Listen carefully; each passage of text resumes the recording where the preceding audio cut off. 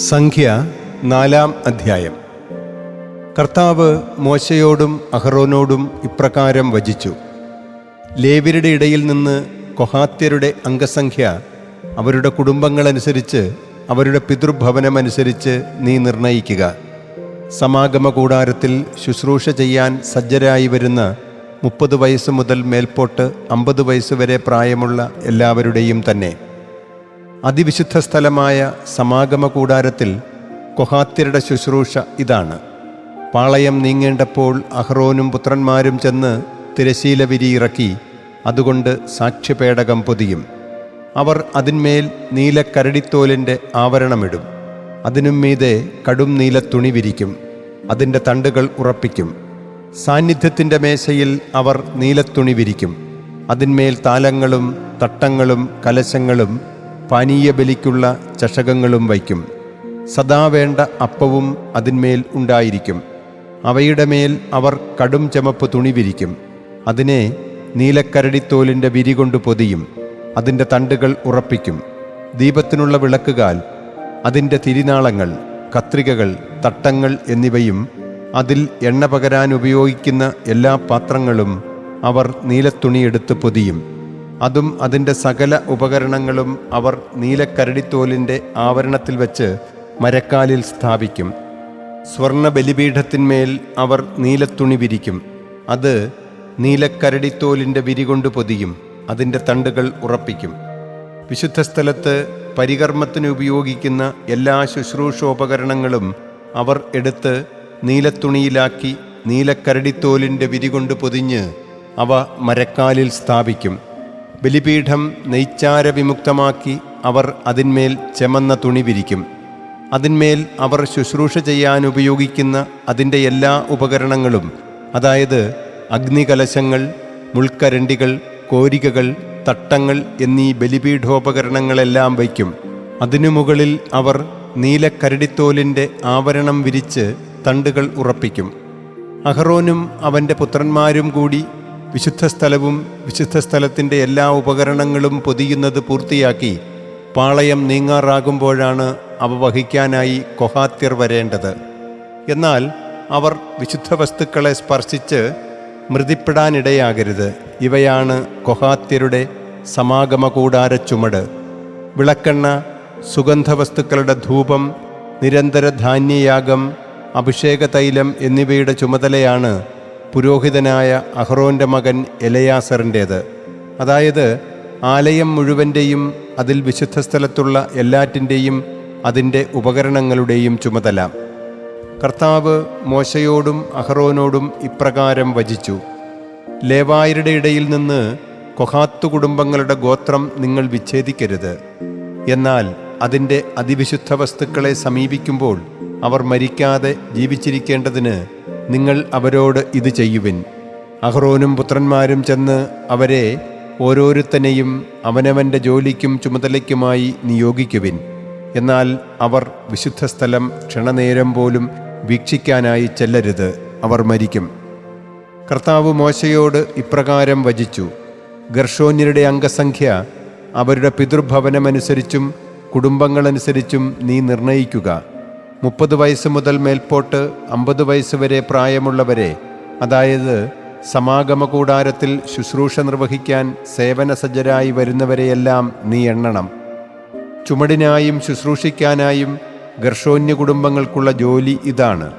അവർ സംവഹിക്കേണ്ടത് ആലയമേൽവിരികൾ, സമാഗമ കൂടാരം, അതിൻ്റെ ആവരണവും അതിനും മുകളിലുള്ള നീലക്കരടി ആവരണവും, സമാഗമ കൂടാരത്തിൻ്റെ വിരി, അങ്കണമറകൾ, ആലയത്തോട് ചേർന്നും ബലിപീഠത്തോട് ചേർന്നും ചുറ്റുമുള്ള അങ്കണകവാടത്തിൻ്റെ വാതിൽ വിരി, അവയുടെ ചരടുകൾ എന്നിവയും അവയുടെ ശുശ്രൂഷയ്ക്കുള്ള സകല സാമഗ്രികളും അവയ്ക്കായി നിർമ്മിതമായ സകലതുമാണ്. അവർ ശുശ്രൂഷ ചെയ്യുകയും വേണം. അവരുടെ ചുമടെല്ലാം സംബന്ധിച്ചും അവരുടെ ശുശ്രൂഷയെല്ലാം സംബന്ധിച്ചുമുള്ള ഗർഷോന്യരുടെ എല്ലാ ജോലിയും അഹ്റോൻ്റെയും അവൻ്റെ പുത്രന്മാരുടെയും നിർദ്ദേശാനുസൃതമായിരിക്കണം. അവരുടെ ചുമടെല്ലാം നിങ്ങൾ അവരെ ചുമതലയായി ഭരമേൽപ്പിക്കണം. ഇതാണ് സമാഗമ കൂടാരത്തിൽ ഗർഷോൻ പുത്രന്മാരുടെ കുടുംബങ്ങളുടെ ജോലി. അവരുടെ ചുമതല പുരോഹിതനായ അഹ്റോൻ്റെ പുത്രൻ ഇത്താമറിൻ്റെ നിയന്ത്രണത്തിലാണ്. മൊറാര്യർ അവരുടെ കുടുംബങ്ങളനുസരിച്ചും പിതൃഭവനമനുസരിച്ചും അവരെ നീ എണ്ണിത്തിട്ടപ്പെടുത്തണം. 30 വയസ്സ് മുതൽ മേൽപോട്ട് 50 വയസ്സ് വരെ പ്രായമുള്ളവരെ, അതായത് സമാഗമകൂടാരത്തിൻ്റെ ശുശ്രൂഷ നിർവഹിക്കാൻ സജ്ജരായിരുന്നവരെയെല്ലാം നീ എണ്ണണം. സമാഗമകൂടാരത്തിലെ എല്ലാ ശുശ്രൂഷയ്ക്കുമായുള്ള അവരുടെ സംവഹന ചുമതല ഇതാണ്: ആലയത്തിൻ്റെ ക്രാസികൾ, അഴികൾ, തൂണുകൾ, പാദകുടങ്ങൾ എന്നിവയും ചുറ്റുമുള്ള അങ്കണത്തിൻ്റെ തൂണുകൾ, അവയുടെ പാദകുടങ്ങൾ, കൊളുത്തുകൾ, ചരടുകൾ എന്നിവയും അവർ തങ്ങളുടെ സാമഗ്രികൾക്കും എല്ലാ പണികൾക്കുമായി സംവഹിക്കാൻ ചുമതലപ്പെട്ട ഉപകരണങ്ങളായി ഇനം തിരിച്ച് നിങ്ങൾ അവരെ ഏൽപ്പിക്കണം. ഇതാണ് പുരോഹിതനായ അഹ്റോൻ്റെ മകൻ ഇത്താമറിൻ്റെ നിയന്ത്രണത്തിൽ സമാഗമകൂടാരത്തിലെ തങ്ങളുടെ ഓരോ ശുശ്രൂഷയുമനുസരിച്ച് മൊറാര്യ കുടുംബങ്ങളുടെ ജോലി. മോശയും അഹ്റോനും സമൂഹ നേതാക്കളും കൂടി കൊഹാത്ത് പുത്രന്മാരെ അവരുടെ കുടുംബങ്ങളനുസരിച്ചും പിതൃഭവനമനുസരിച്ചും എണ്ണിത്തിട്ടപ്പെടുത്തി. സമാഗമകൂടാരത്തിൽ ശുശ്രൂഷയ്ക്ക് സജ്ജരായി വന്നവരെല്ലാം 30 വയസ്സ് മുതൽ മേൽപോട്ട് 50 വയസ്സ് വരെ പ്രായമുള്ളവരായിരുന്നു. കുടുംബങ്ങളനുസരിച്ച് അവരുടെ അംഗസംഖ്യ 2750 ആയിരുന്നു. മോശ വഴിയുള്ള കർത്താവിൻ്റെ നിർദ്ദേശമനുസരിച്ച് മോശയും അഹ്റോനും കൂടി കണക്കെടുത്ത കൊഹാത്ത് കുടുംബങ്ങളുടെ സമാഗമകൂടാരത്തിൽ സേവനം ചെയ്യുന്ന എല്ലാവരുടെയും അംഗസംഖ്യയാണിവ. തങ്ങളുടെ കുടുംബങ്ങളനുസരിച്ചും പിതൃഭവനമനുസരിച്ചും ഗർഷോന്യരുടെ അംഗസംഖ്യ. സമാഗമകൂടാരത്തിൽ ശുശ്രൂഷയ്ക്ക് സജ്ജരായി വന്നവരെല്ലാം 30 വയസ്സ് മുതൽ മേൽപോട്ട് 50 വയസ്സ് വരെ പ്രായമുള്ളവരായിരുന്നു. തങ്ങളുടെ കുടുംബങ്ങളനുസരിച്ചും പിതൃഭവനമനുസരിച്ചും അവരുടെ അംഗസംഖ്യ 630 ആയിരുന്നു.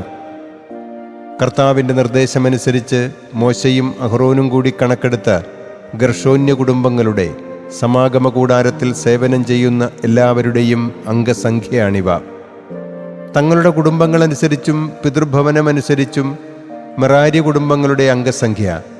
സമാഗമകൂടാരത്തിൽ ശുശ്രൂഷയ്ക്ക് സജ്ജരായി വന്നവരെല്ലാം 30 വയസ്സ് മുതൽ മേൽപോട്ട് 50 വയസ്സ് വരെ പ്രായമുള്ളവരായിരുന്നു. തങ്ങളുടെ കുടുംബങ്ങളനുസരിച്ച് അവരുടെ അംഗസംഖ്യ 3200 ആയിരുന്നു. മോശ വഴിയുള്ള കർത്താവിൻ്റെ നിർദ്ദേശമനുസരിച്ച് മോശയും അഹ്റോനും കൂടി കണക്കെടുത്ത മെറാരി കുടുംബങ്ങളുടെ സമാഗമകൂടാരത്തിൽ സേവനം ചെയ്യുന്ന എല്ലാവരുടെയും അംഗസംഖ്യയാണിവ. മോശയും അഹ്റോനും ഇസ്രായേൽ നേതാക്കളും കൂടി ലേവായരെ അവരുടെ കുടുംബങ്ങളനുസരിച്ചും പിതൃഭവനമനുസരിച്ചും എണ്ണിത്തിട്ടപ്പെടുത്തിയ ആകെ അംഗസംഖ്യ. സമാഗമകൂടാരത്തിൽ ശുശ്രൂഷാജോലിയും ചുമട്ടുജോലിയും നിർവഹിക്കാൻ വന്നവരെല്ലാം 30 വയസ്സ് മുതൽ മേൽപോട്ട് 50 വയസ്സ് വരെ പ്രായമുള്ളവരായിരുന്നു. അവരുടെ അംഗസംഖ്യ 8580 ആയിരുന്നു. മോശ വഴി കർത്താവിൻ്റെ നിർദ്ദേശമനുസരിച്ച് അവരെ ഓരോരുത്തരെയും അവനവൻ്റെ ശുശ്രൂഷയനുസരിച്ചും ചുമടനുസരിച്ചും അവൻ നിർണയിച്ചു. കർത്താവ് മോശയോട് കൽപ്പിച്ച അതതിൻ്റെ പേരുവിവരപ്പട്ടികയും.